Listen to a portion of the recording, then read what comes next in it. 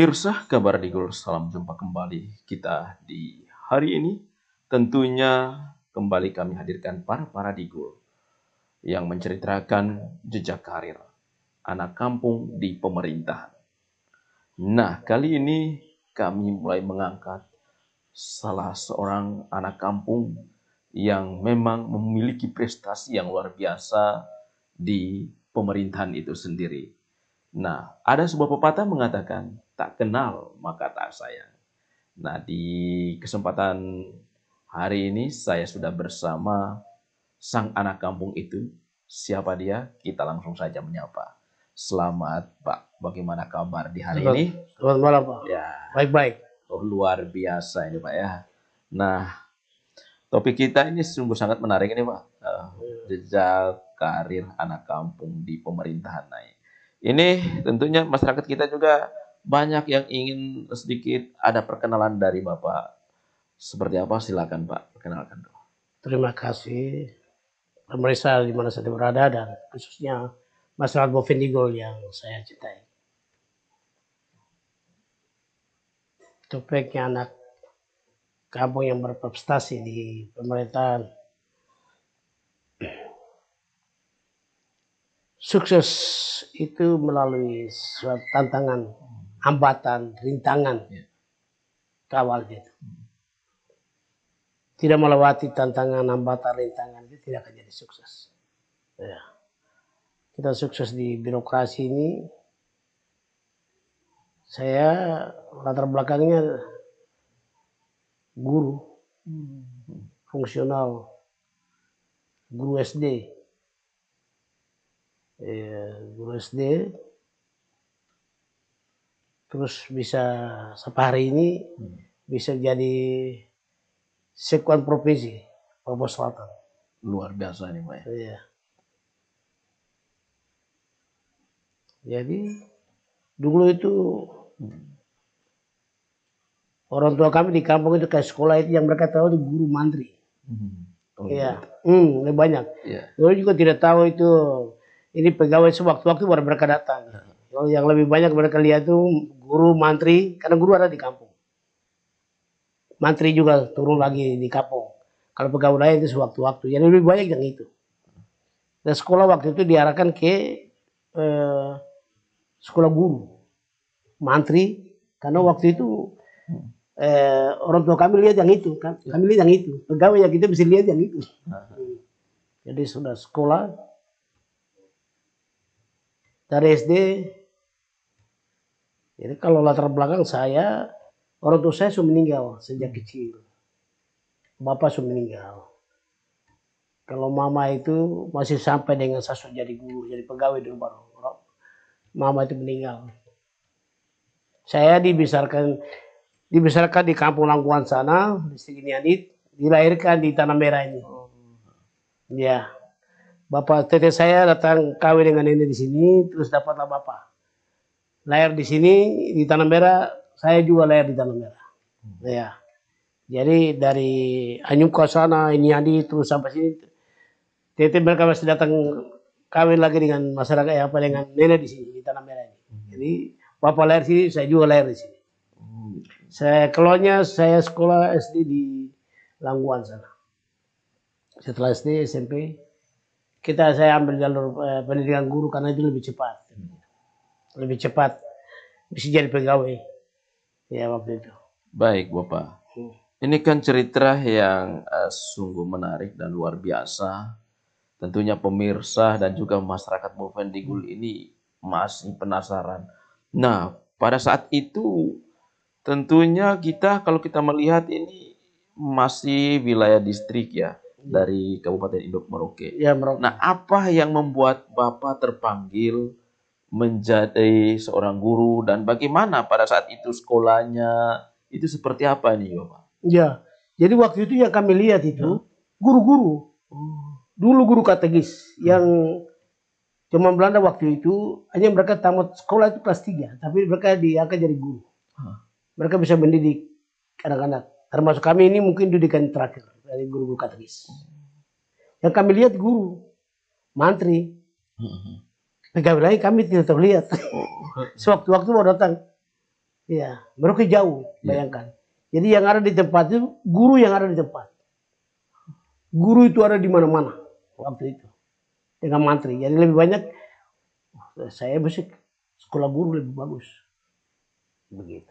Oh, Itu motivasi. Guru-guru juga memberikan motivasi untuk kami bisa ikut pendidikan guru, bisa mengajar. baik, luar biasa ini Pak. Berarti melihat dan di dalam diri sudah mulai menumbuhkan niat Ya, untuk menjadi seorang guru ya. seorang guru karena yang kami hadapi guru, yang kami lihat guru. Baik, ini suatu hal yang memang menarik diceritakan tentunya masyarakat dan juga pemirsa ya, kabar Digul di mana saja Anda berada. Ada suatu rasa kerinduan dari anak kampung yang tadi mereka melihat dan memang dari situlah mulai tumbuh benih-benih Ya. ingin menuju ke jenjang-jenjang yang lebih lagi ya tentunya. Nah, pada saat itu Pak, memang kalau kita melihat kondisi kala itu ya masih jauh dari kata layak dan Bovendigul sendiri ini masih distrik ya.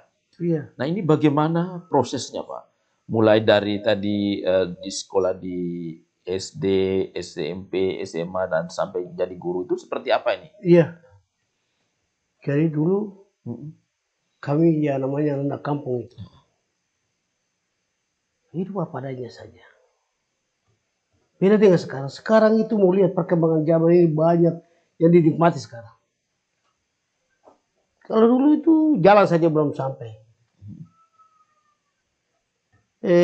Situasi waktu itu 70-an.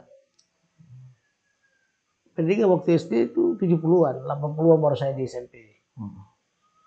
Jadi situasi waktu itu kasihan, sangat sayang kalau masalah kita tinggal di kampung itu. Mau dapat uang dari mana? Betul. Orang tuanya paling jual sagu, jual hasil-hasil kebun yang ada, cuma itu. Orang-orang bisa biaya kami sekolah. Jadi saya lebih banyak lihat waktu itu lebih bagus jadi guru supaya bisa pulang mengajar. Karena jangan melihat guru, jadi saya bisa pulang mengajar. Ya begitu akan saya ambil SPG dulu. SPG saudara-saudara. 3 tahun selesai. Oke. Ya setelah saya SD, SMP selesai langsung ke SPG. Saya ambil D2 lagi, D2 teologi ya. Saya ambil D2 teologi ya, khusus untuk pendidikan agama Katolik. Setelah ambil D2, ambil lagi di Malang lagi, ya. Terusan agama kita ambil D2, selesai baru ambil di S1, ambil S1 di Malang. Oke. Coba lihat, dulu kehidupan masyarakat, aduh susah, ya. Tapi guru-guru itu ada di tempat, ya. Mereka berikan motivasi kepada kami, mendidik kami, mengajar dan mendidik, membentuk. Jadi sekarang ini anak sekolah itu terlantar. Sekolah orang tua tidak ketat, guru tidak ketat, ansip atau mereka tokoh-tokoh lain, tokoh-tokoh masyarakat lain tidak berperan. Kalau dulu berperan. Jadi pagar di rumah itu dipagar, di sekolah dipagar, di lingkungan dipagar, hansip saja. Limas itu. Sekarang ada honor, tidak jaga anak sekolah. Dulu kami tidak ada honor waktu itu, tapi mereka ketat. Jadi ketika kami malas, orang tua giring, sekolah giring, di lingkungan juga giring. Jadi tidak ada kebebasan itu. Kami mau suka-suka, itu kami diarahkan untuk sekolah.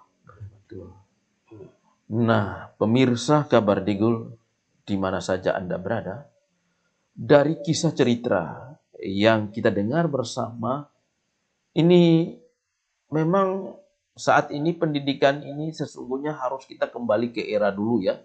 Sehingga anak-anak generasi kita ini bisa terdidik dengan baik dan orang tua pun harus mendukung penuh. Jangan sekali-sekali ada masalah di sekolah langsung ribut. Nah ini kita harus mendukung ini karena apa yang diceritakan oleh Bapak Marius, sang anak kampung ini yang menjadi orang yang sudah sukses di pemerintahan ini tidak gampang. Nah, Pak Marius, bahwa tadi sudah menjelaskan mulai dari SD, SMP, SMA ke perguruan, masuk sampai menjadi seorang guru. Nah, itu masuk di pemerintahan itu sejak tahun berapa ini Pak? Ya, jadi 17 tahun saya di dunia pendidikan. Setelah saya sekolah SD, SMP, saya ke SPG. Setelah 3 tahun, PGAK, Pendidikan Guru Agama Katolik, saya belum ikut. Setelah SPG langsung masuk kursus PGAK, teologi. Setelah saya teologi, selesaikan D2, teologi juga, selesaikan. Jadi 17 tahun saya mengabdi, tidak pernah di mana.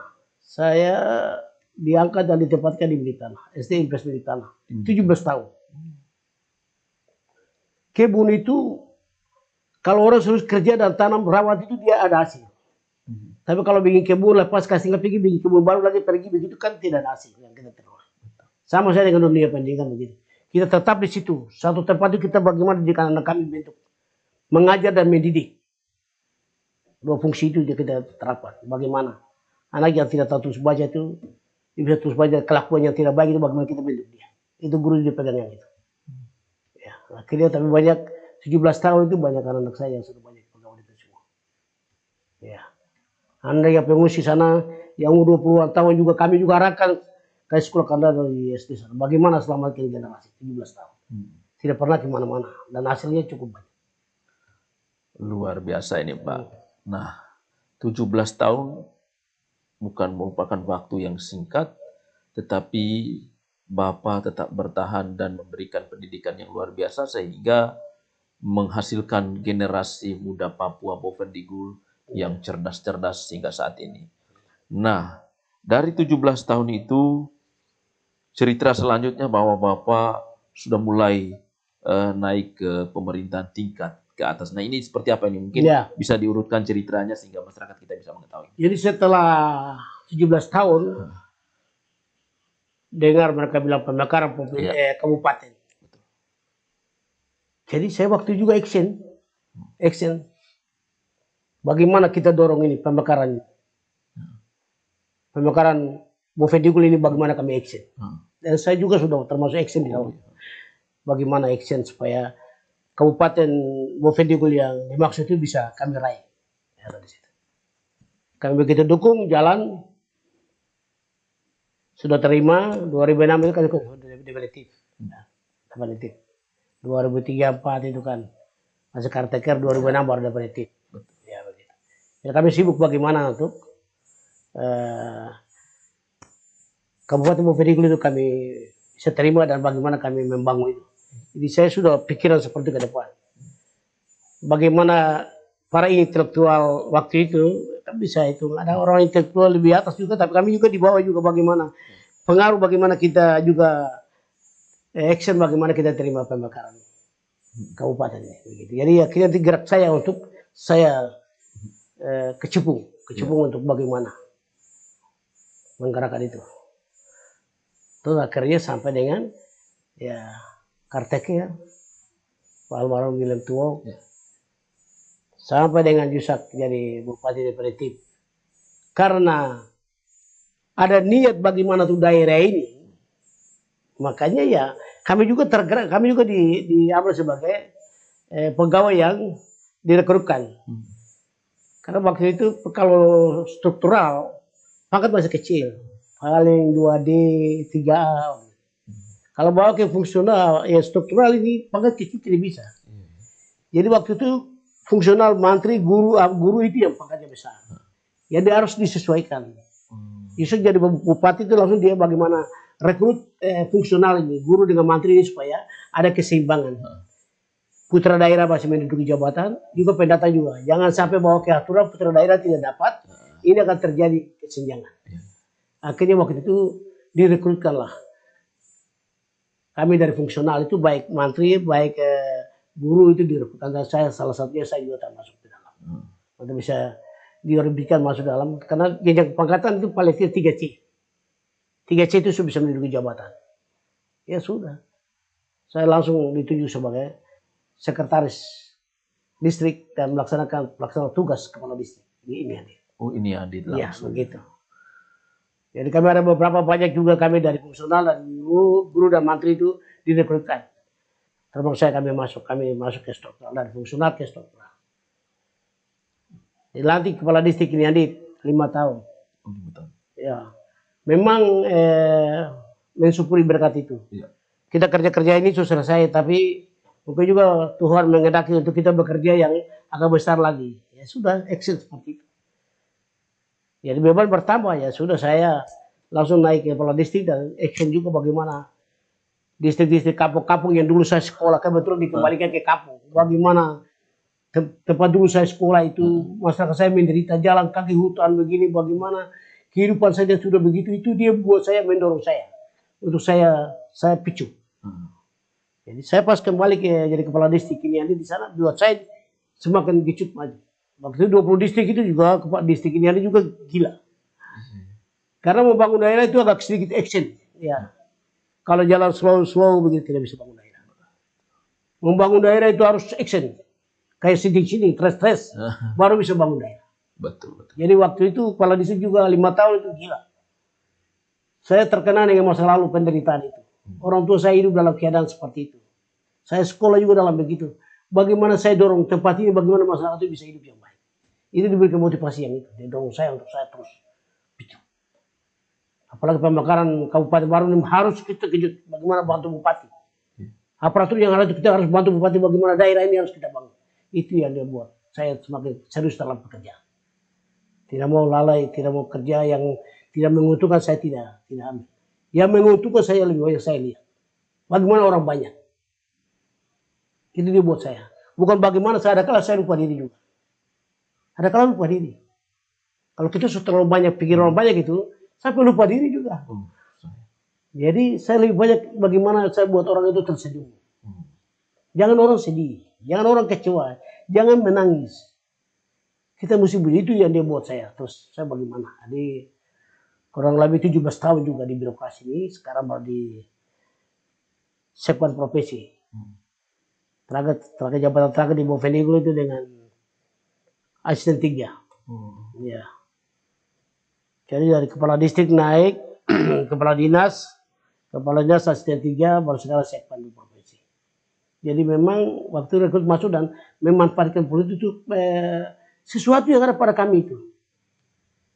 Jadi saya pada prinsipnya bukan saya berpikir bahwa apa yang saya terima dari negeri ini untuk saya. Bukan. Tapi yang saya pikir itu apa yang harus saya sumbangkan untuk negeri ini. Itu lebih banyak itu yang saya pikir dan saya coba berbuat. Karena saya lihat kalau paradigma apa yang kita terima dari negeri ini, waduh itu hancur kita. Itu kami sudah pikir diri, belum lagi yang pikir masyarakat. Tidak akan dapat, masyarakat tidak dapat kebagian. Tapi saya berpikir, saya harus apa yang saya buat dalam karya ini, apa yang saya harus sumbangkan untuk negeri ini. Baik waktu, tenaga, material, apapun yang ada, saya harus sumbangkan untuk negeri ini. Jadi dia lebih banyak. Itu yang buat saya, karya ini bisa saya naik sampai dengan jabatan terakhir tanggal 12 kemarin bulan Juli dilantik sebagai sekwan profesi, itu jabatan tertinggi selesai. Luar biasa. Iya. Karena itu motivasi itu. Bukan saya apa yang saya terima dari negeri ini. Tetapi apa yang saya sumbangkan untuk negeri ini. Mindsetnya itu dirubah. Pola pikirnya dirubah. Bayangkan kalau 1% kalikan 100 orang, negeri kita bangun. Luar biasa. Tapi selama ini tidak, paradigmanya tidak. Apa yang saya harus terima dari negeri ini. Berarti kami tidak melayani. Kan tidak ada. Cuma garap-garap saja.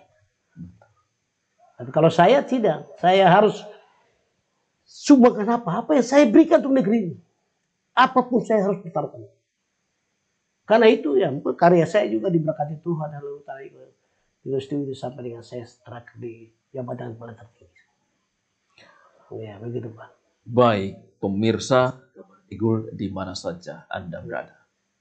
Satu kisah inspiratif yang memang luar biasa dari anak kampung Bapak Marius Bataro. Dia tidak menginginkan apa yang diberikan oleh negeri ini untuk dirinya. Tetapi apa yang dia buat untuk negeri ini sehingga anak cucu, orang tua yang ada di atas tanah Bovendigul ini merasakan apa yang sudah dibuat oleh Bapak Marius. Inilah satu motivasi bagi kita yang ada di Kabupaten Bovendigul, bagi tunas muda bangsa yang khususnya anak-anak Papua Bovendigul, ikutilah jejak Bapak Marius. Jangan kita pikirkan apa yang seperti Bapak bilang, tidak memikirkan apa yang negeri ini atau Bovendigul berikan untuk Bapak, tetapi bukan itu yang diharapkan, tetapi apa yang Bapak mau berikan untuk rakyatnya. Ini suatu hal yang luar biasa dan menjadi motivasi bagi kita untuk kemajuan Bovendigul ke depan. Nah, Pak, kita juga mendengar bahwa Bapak juga seorang budayawan. Ini rangkap dan sangat luar biasa sehingga mungkin leluhur tanah ini juga bersama Bapak sehingga karir Bapak naik di pemerintahan. Nah, ini untuk budaya ini dari kacamata Bapak sendiri itu seperti apa sih sebenarnya, Bapak? Terima kasih, Pak. Ini kebetulan di depan kami ini ada benda-benda budaya. Ya. Ada 3 tungku. Budaya, adat, agama, dan juga pemerintah. Ya. Yang pertama sekali adalah yang dimiliki manusia ini adalah budaya adat itu. Budaya dan adat itu dia akan miliki. Budaya dan agama. Baru pemerintah, 3 tungku. Kami setiap suku, saya orang Wambo, ya, Manobo, kami juga jalan dengan kami tatanan budaya itu. Saya mulai waktu caretaker dia mulai ke Midip Tanah itu, saya tampil dengan segala karya itu saya tampil. Mereka kaget, wah, Bapak bisa begini. Ya kita tunjuk, karena kita harus ada di atas fundamental itu. Budaya, adat, agama, dan peraturan itu fundamental. Harus kuat, baru kita bisa membangun yang lain. Kalau tidak itu, sorry, tidak akan kita bangun. Hanya bilang saya hanya pemerintah saja, tidak akan. Saya cuma agama saja, juga tidak. Saya cuma hanya agama, budaya saja, juga tidak bisa. Harus 3 itu. Pertama sekali adalah budaya adat. Karena karya saya juga saya mulai tampil dari budaya. Saya tampil dari budaya itu saya angkat. Dari hasil budaya saya angkat budaya itu, karena budaya itu mengajarkan sesuatu yang baik. Tatanan-tatanan kehidupan. Bagaimana kehidupan manusia. Budaya adat itu tidak mengajarkan yang tidak baik. Itu mendorong, membantu. Bagaimana kehidupan ini kita bisa hidup dengan baik. Sehingga karya saya juga saya mulai awal dengan karya-karya dari budaya saya angkat. Nilai-nilai budaya saya angkat. Dari Midip Tanah saya tampil. Kita dites di sini waktu caretaker kami lomba di sini. Grup kami lolos ke Jayapura. Saya tidak tahu lihat Jayapura waktu itu. Gara-gara saya mulai angkat karya ini, ya saya bisa lihat Jayapura. Dan bukan Jayapura saya, Jakarta. Saya tidak pernah bayangkan bahwa Jakarta saya tidak akan pernah lihat. Tapi ternyata bukan Jakarta lagi. Sampai di beberapa negara, sampai di Belanda, Belgia, Prancis, Cina. Dan hasil budaya ini saya angkat. Bagaimana saya menampilkan di mata dunia ini. Indonesia, Papua, dan juga Bovendigul. Itu saya sudah tunjukkan itu. Ya. Kami pernah ke Belanda, Belgia, Prancis, ke Cina. Kalau Indonesia itu dari Sabang sampai Merauke ini itu sudah jalan semua. Saya bagaimana angkat promosi bahwa masyarakat-masyarakat yang ada di sini bagaimana sekaligus juga studi banding juga. Sudah saya suruh bawa. Indonesia ini sudah selesai dari ujung ke ujung sampai Aceh. Itu bawa sampai ke luar negeri. Berapa negara saya bawa. Begitu Pak. Berarti grup apa dulu itu yang Bapak bawa? Dulu itu kegiatan kita ambil nama saja. Ada event-event atau apa. Saya berjuang dengan kementerian. Saya lobby dengan kementerian untuk sekarang event-event itu bisa kami ambil. Lobby sehingga ada event internasional. Itu di Belanda ya, kegiatan event internasional di Belanda, di Venlo. Itu tergantung dari lobby saja. Kalau lobby, ya saya bilang ya, Bovendigul mewakili Indonesia. Bovendigul pelengkap sejarah. Sewaktu-waktu juga berikan kesempatan untuk Bovendigul bisa promosi ke mewakili teman-teman yang lain ke mana saja. Itu kan waktu saya diplomasi. Jadi kami juga diterima untuk bisa kami bawa Bovendigul mewakili Indonesia. Bovendigul mewakili Indonesia, mewakili Papua. Berarti intinya jangan juga melupakan budaya ini, Pak. Ya, jangan. Budaya itu sangat mempengaruhi kehidupan ini. Sekarang ini semakin hancur. Kami harus kembali kepada tatanan adat budaya di kita harus ikut. Kami sekarang ini, kami yang zaman sekarang saya ke belakang itu adalah hasil kawin dari perkawinan adat. Perkawinan adat itu dia hasilnya itu baik. Kita begitu mau yang tidak baik dia akan belok kami yang baik. Karena itu sudah dikukuhkan. Tapi kami punya anak sekarang kami belum atur yang itu. Yang tidak baik lebih banyak mereka hadapi karena belum dikukuhkan. Kalau kami sudah dikukuhkan oleh orang tua. Bapak dan mama itu perkawinan itu harus perkawinan sah, nikah adat. Setelah nikah adat baru ke gereja. Begitu. Sehingga nikah adat itu dia membuat mutu kualitas manusia itu. Sekarang mereka sudah kami tidak mau laksanakan. Padahal ternyata nikah adat itu adalah itu membuat mutu kualitas manusia itu. Dan mudah-mudahan itu ke depan itu harus kita tinjau kembali lagi musim katanya. Karena dia akan bentuk manusia, karya-karya bagaimana. Pertama dari hasil perkawinan itu pertama segala manusia. Kalau sudah nikah adat berarti akan muncullah manusia-manusia yang berbobot. Baik, terima kasih Pak. Dan juga pemirsa Kabar Digul. Ini suatu hal yang memang sinkron antara budaya juga. Nah, berarti jangan pernah kita melupakan budaya ketika kita sudah mulai berjalan menuju ketatanan yang lebih tinggi. Karena budaya merupakan jati diri. Ini yang dipegang oleh Bapak Marius, sang anak kampung yang berhasil di pemerintahan hingga sampai di Provinsi Papua Selatan yang kita saat ini alami saat ini. Nah, Pak Marius, apa pesan Bapak kepada generasi muda dan juga kepada masyarakat Bovendigul ini? Karena Bapak tadi sudah memang sangat luar biasa jenjang karirnya hingga menuju ke pemerintahan ini suatu hal yang memang membutuhkan perjuangan tanpa melupakan budaya itu sendiri. Silakan pesan Bapak. Terima kasih Pak. Jadi hidup ini namanya hidup. Jadi kita berkarya. Ada dua hal, baik dan buruk. Tinggal kita pilih saja. Intinya itu. Kamu yang tidak baik, tanam rambutan yang asam, berarti kok hasilnya rambutan asam. Rambutan manis atau rambutan manis. Tinggal pilih. Itu kembali kepada setiap manusia. Ajak saya, kalau saya ajak, marilah kita mulai ke depan berpikir yang terbaik. Jangan kita sudah tanam rambutan asam, baru mulai tanya siapa yang tanam itu. Anda yang tanam kemarin baru rambutannya asam. Semua hal ini ada dua. Siang, malam, segala macam itu. Dua. Hidup ini hanya dua. Kamu yang baik atau tidak baik? Ya, yang jelas hidup ini kita mengarah kepada yang baik. Saya harap kembali, kalau khusus Bovendigul ke depan itu, kembali kepada budaya, adat, agama, dan pemerintah. Kita ini terus terang saja. Bicara bilang anak saya anak adat. Bicara anak adat, Anda bangun rumah itu ada dia punya apa? Bawa ke adat budaya itu bagaimana cara untuk membangun rumah. Anda bilang, oh anak adat, bikin kebun itu cara bagaimana baru bikin kebun. Atau sembarang saya begitu. Anda pergi berburu panah babi, cuma jalan saya buat panah. Oh tidak. Ya itu yang dia akan membedakan bahwa Anda itu betul-betul atau tidak. Ya.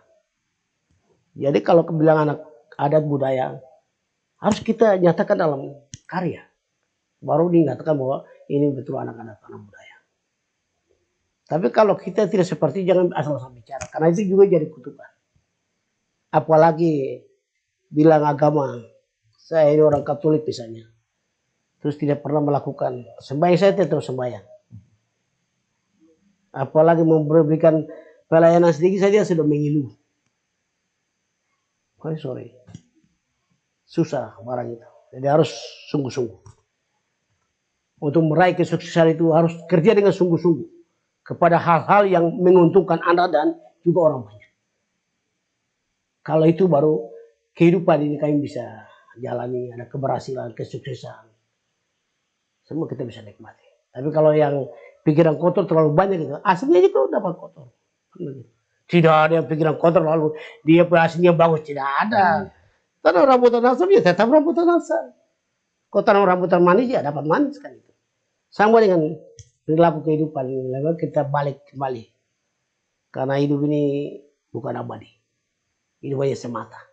Sekedar. Guna apa pikiran yang tidak baik. Kalau abadi ya tidak apa-apa lah. Kau boleh hancur di situ. Masih kau bisa. Tapi ini kan hidup ini semata saja. Sehingga harus mensyukuri itu. Pertama sekali harus mensyukuri. Sebagai orang beriman, sebagai orang adat budaya, sebagai orang yang tahu aturan, kembali kepada itu. Karena ada juga dia bilang baik-baik itu berarti selamat. Tidak baik kau hancur. Sama saya juga, agama juga, sama juga pemerintah juga. Kau melanggar berarti kau masuk penjara, kau nanti semua sama. Tinggal kita bagaimana mengarah kepada yang baik saja. Pikir yang baik, bekerja yang baik, bagaimana kita bisa menikmati, bisa hidup ini. Karena hidup ini bukan abadi. Itu sekedar jadi kita buat baik-baik saja. Itu saja yang saya harapkan. Baik berpikir, berkata, dan berbuat. Jangan pikiran ini pikiran kotor, bicara-bicara lain, lalu bekerjanya lain. Apa yang kami rasakan dalam hati terus pikiran, terus berkata, berkarya itu sama. Begitu. Okay. Kalau itu mungkin bisa. Kehidupan itu terus kita mengarah kepada hal yang baik. Tidak bagus ada, tapi sedikit nilainya. Tapi kalau pikir yang tidak baik terlalu banyak, tidak baik yang dia muncul nilainya besar.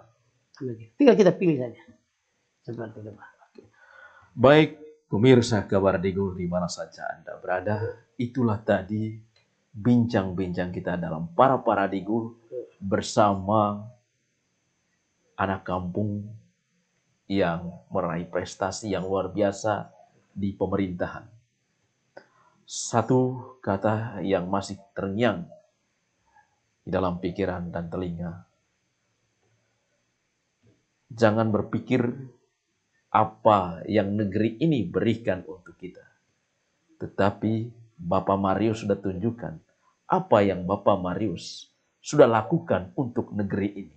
Sehingga kesuksesan itu diraih hingga sampai di provinsi. Inilah yang kita jaga. Tatanan adat budaya yang disampaikan oleh Bapak Marius harus kita jaga. Karena leluhur tanah ini akan menjaga dan terus merestui kita kapanpun dan dimanapun kita berkarir. Saya Yoris Goden, salam.